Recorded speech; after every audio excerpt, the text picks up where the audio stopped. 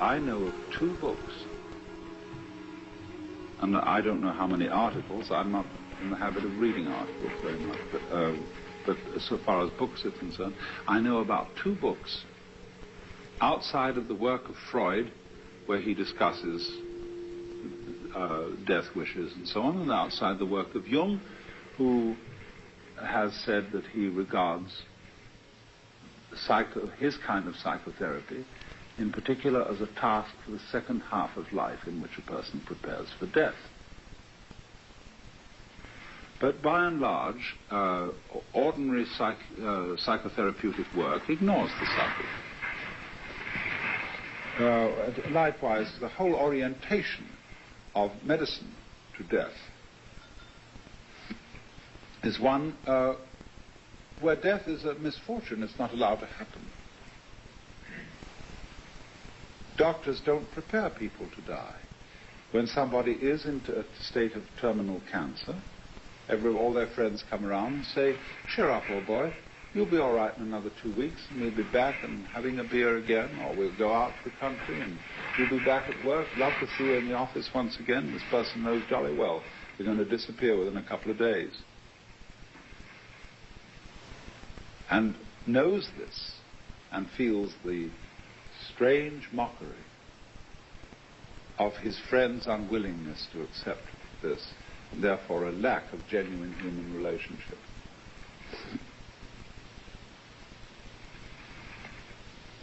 And so the physician is embarrassed in a way that maybe a priest is not embarrassed. When somebody says to him, "Listen, I am sick of being ill, I want to die. I want to stop all this stuff being fed into my veins, and I want to be through." And the doctor in his role can't say, "Of course, that's perfectly understandable." And insofar as the psychotherapist takes his cue from medical role-playing, he can't say to a person, "All right, you should die." I think it's a good thing. A very wise man once said, this was Ananda Kumaraswamy, "I would rather die 10 years too early than 10 minutes too late." There's a time to die. And dying should be one of the great events of life, like birth and marriage, graduation, anything like that. No, all cultures have had the rites of passage. But in our culture, death is a very strongly repressed event. We call it passing away. And our morticians, who call themselves that instead of undertakers, make up bodies in the mockery of a beauty sleep.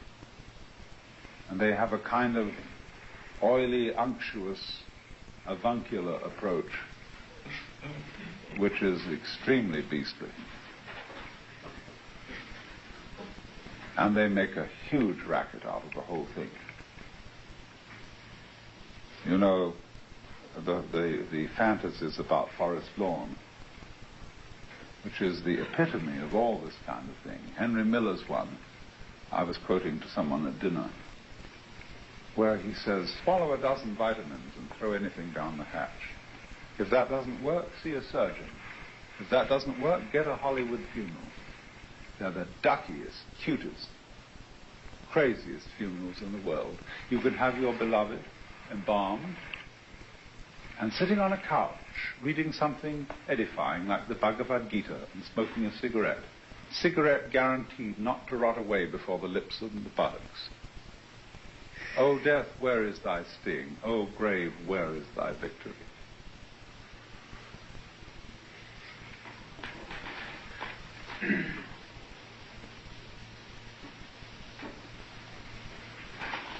And this, you see, because the healing professions today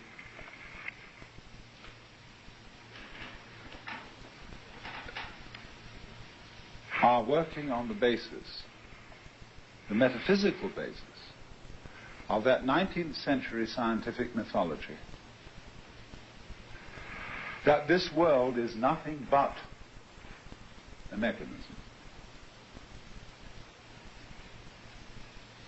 And that when you're dead, as people love to say and lick their tongues round it, as if that really said anything at all.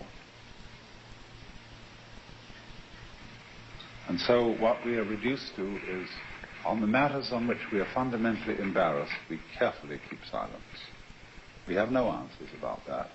We'd rather not talk about it, but it's a thing people are fundamentally fascinated with. Now, you can rationalize all you want and say that questions about the ultimate meaning of the universe have no meaning. You can be as logical positivist as you please, but that will never quash the questions. And a person who doesn't somehow have a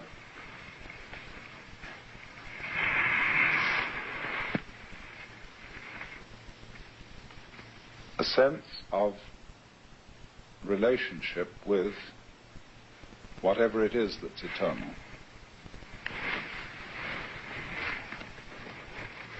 will rattle rather than speak.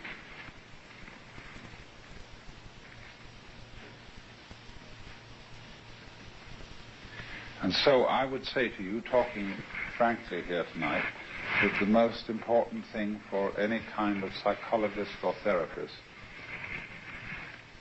is not religion in the old sense of this word, because religion is something in our world partisan. Are you a Catholic or a Baptist, a Methodist or an Episcopalian? You deal there, you see, in those, in our sectarian religion, with things that are beliefs,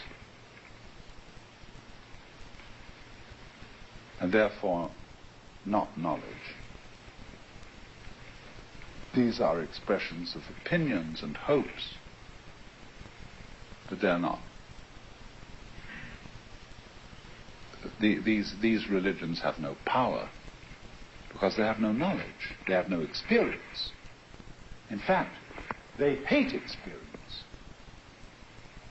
If you try and discuss, as I did when I was a minister in the Anglican Church, problems of mystical experience, most clergy will say you're a nut. Because they will say, that's all subjective.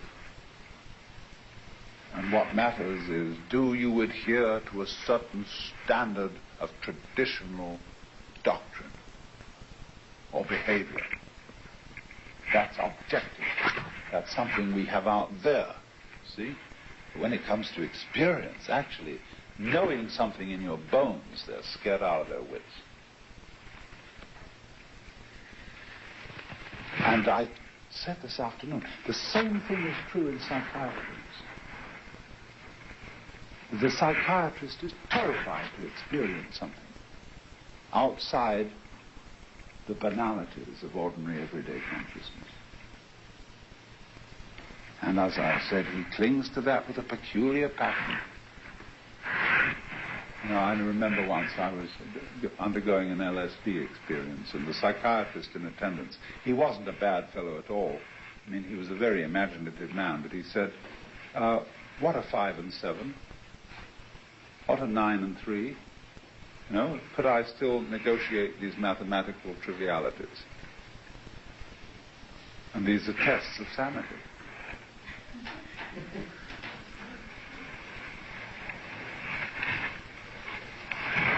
Now, I don't want to deride that completely, because anybody who explores into worlds beyond the everyday world should be able, ideally, to come back with an account of what he's seen.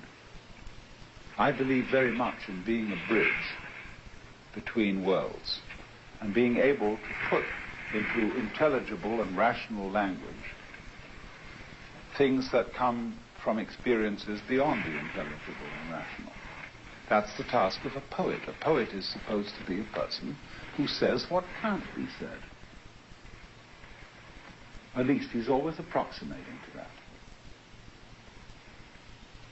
In a way, nothing can be described, except to those who already know what it is. You know what I mean by water because you've tasted water and seen it. If you had never seen water, you wouldn't know what I meant by the word. On the other hand, what will I do with a person who is congenitally blind and he has never seen light and doesn't know what color is? I'm going to make a hell of an attempt to describe it to him. I'm going to exercise all my wits and say, look, there is something like what you experience as different degrees of temperature. Do you know what hot is? You know there are many degrees from hot to cold.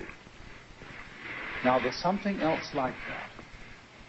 We talk about hot and cold colors, reds and blues, and they're at different ends of the spectrum, which is like you experience between hot and cold, or between rough and smooth.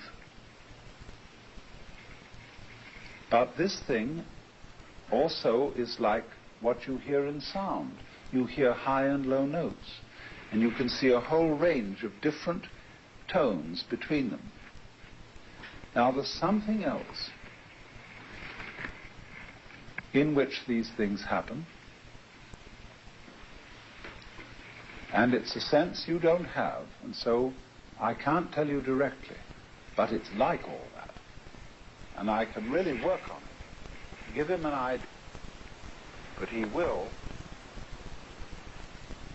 through the conviction with which I'm speaking and through the care with which I'm trying to outline this to him, know that there is another dimension beyond his imagination. And so in just the same way, there are dimensions beyond the imagination that our ordinary academic education gives us.